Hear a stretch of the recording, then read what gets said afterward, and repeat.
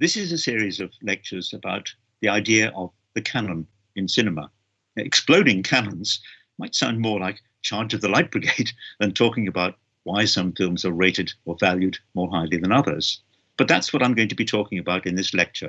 Canon with just one N. It's a rather solemn way of discussing what's in and what's out, what we think is most important.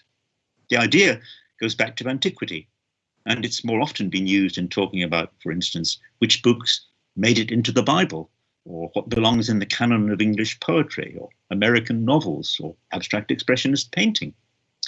Really, any attempt to say what's best in a particular category of work. Now, you might be thinking, why does any of this matter? Well, one reason is that canonic authors and works, classics we might call them, get much more attention than those outside the canon. This affects what's printed, what's in libraries, what's taught in schools and colleges. In a way, it's a self-perpetuating process, because when some works are widely available and better known, they remain better known, and what lies outside the canon suffers from relative neglect. Now, why should we bother about this in the case of cinema? Don't we have top 10 lists? Box office champions lists. Indeed, don't we have websites like the Internet Movie Database, IMDb, which actually lists films according to which have been most highly valued by millions of users of the site? Surely that's an improvement on judgments made by a small group of critics who might be out of touch with wider taste. Perhaps. But just look at the IMDb top 50 and you realize that it's heavily skewed towards recent films that are shown in big mainstream cinemas. The oldest films included are City Lights and M, both from 1931, ranked at number 43 and number 92. While another film, Hamilton, hasn't even reached the cinemas yet since it came out online in 2020. Given this heavy bias towards what's recent, we know that this list will change over time. So it's not really a very good guide to establishing what are the defining classics of cinema. So what do we mean by canonicity? Well, classic works and their authors are what have stood the test of time. They're not just a matter of fashion or of big marketing budgets, but works that people have come to value over a long period and for different reasons. One of the most interesting definitions of a classic that I know was put forward by the critic Frank Kermode.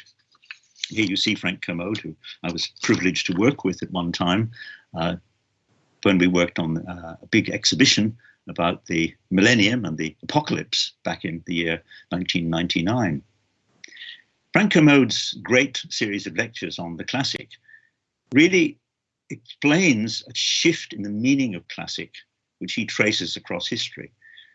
Originally, a classic meant something that was eternal, it was never going to move. Homer's Odyssey,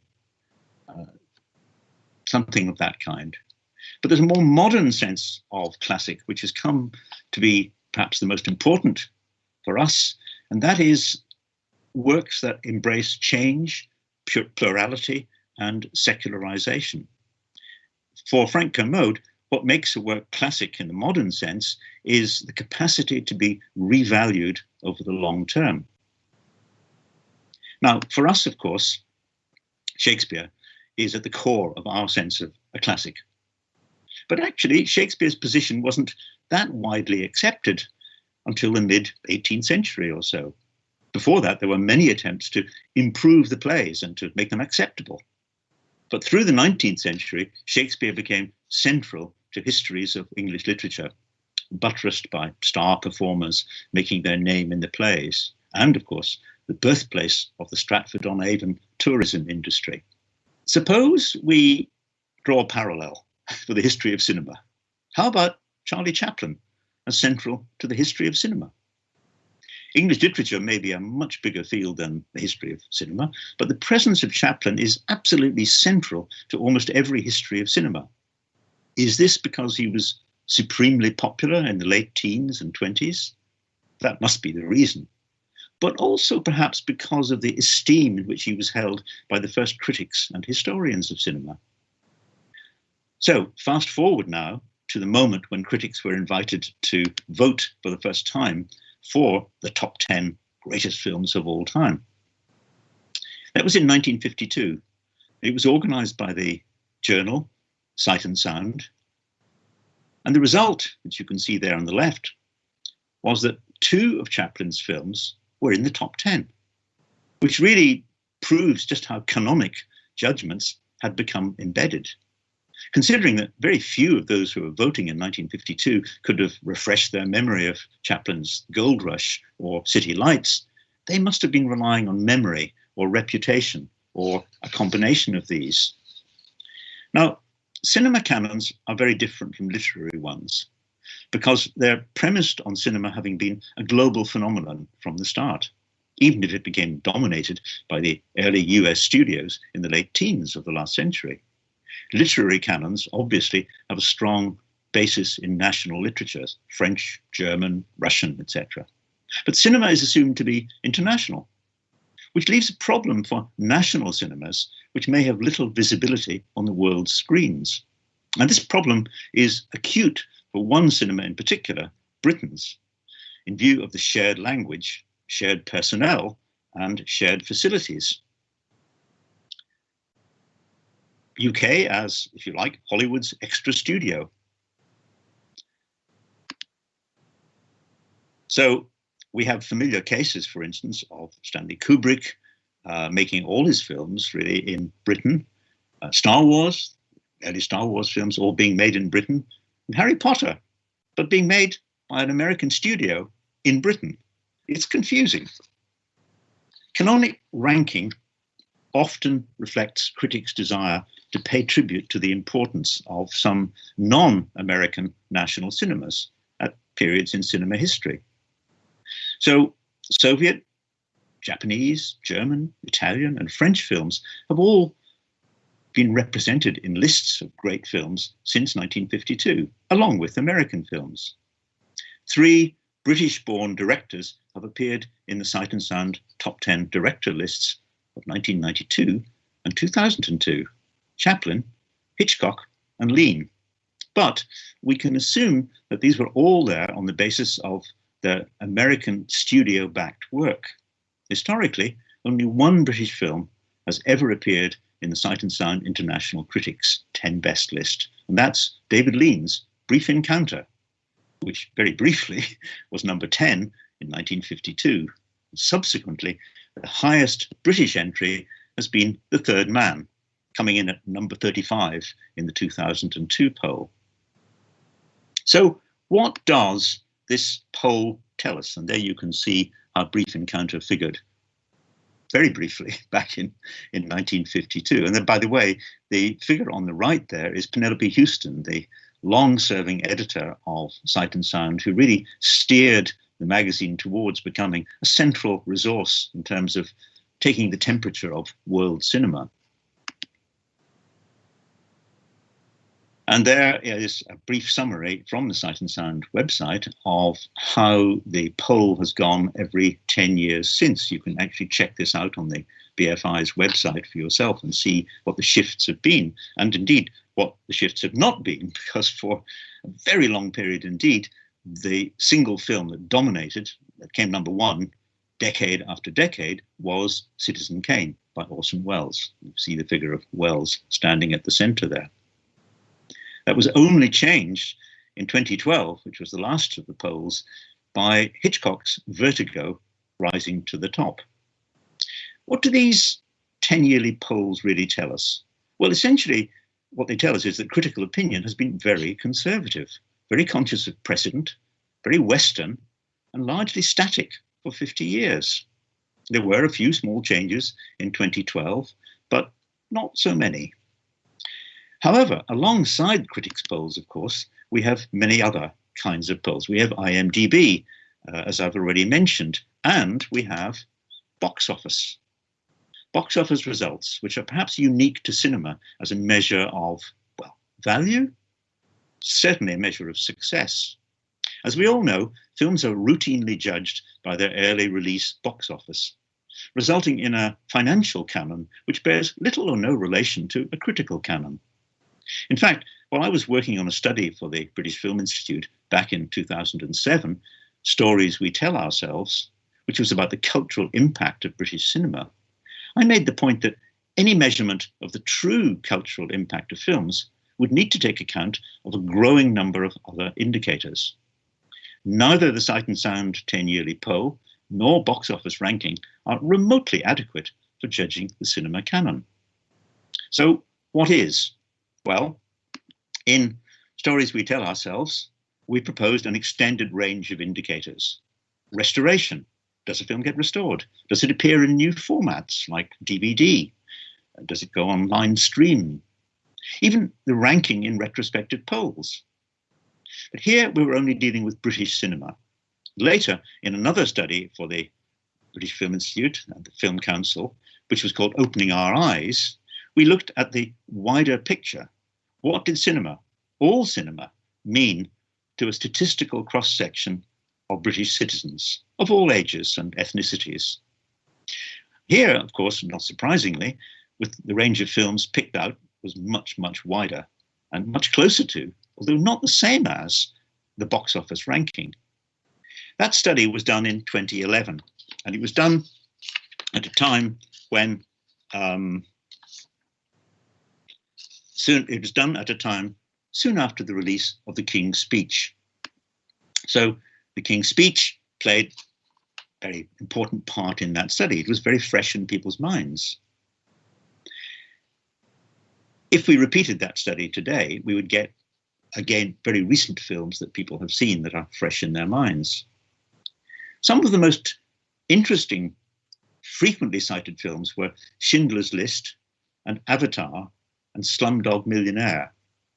Then there were two old favourites that appear in almost all listings, Titanic and The Shawshank Redemption. Here we're dealing with lists or canons based on something like emotional impact, quite different from box office and different from critics' choices too.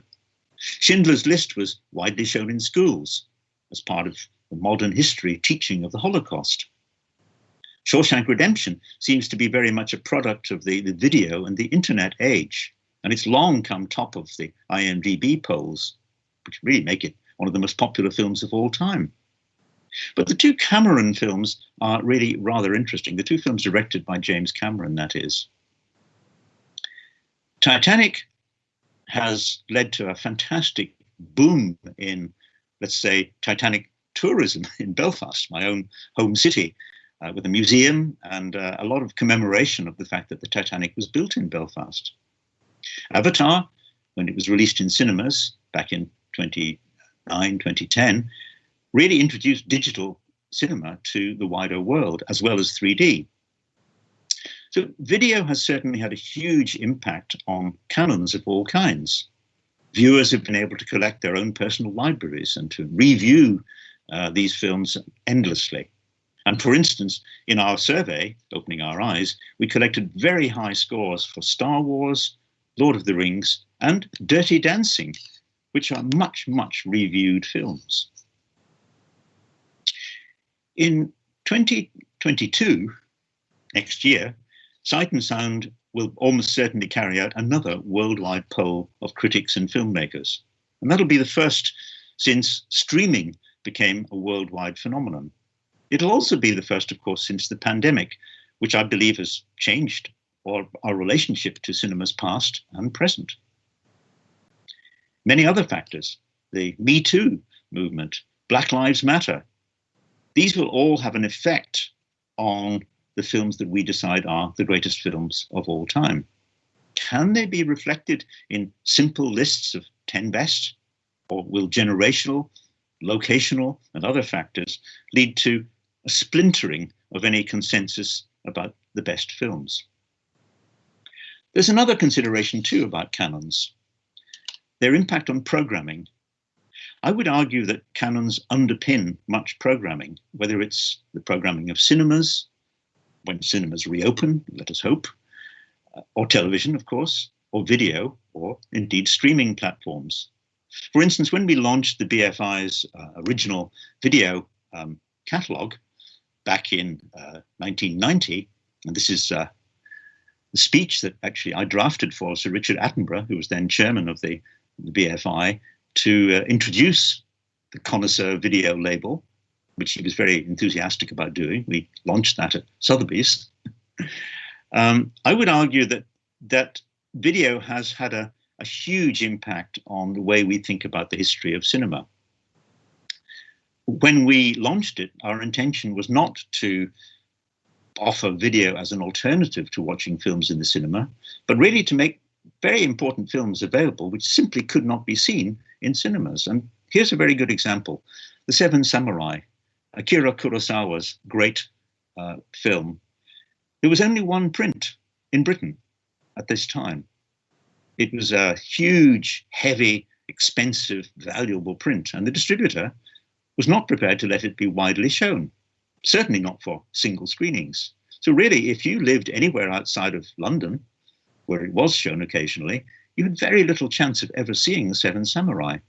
When we launched it on video, this is our video cassette, it sold thousands of copies. And I do feel that we did a great deal to shift, to enlarge the British population's understanding of what world cinema could be. And I was delighted to discover that somebody was recently selling one of those original video cassettes on eBay, which proves that it was, it's been a lasting impact.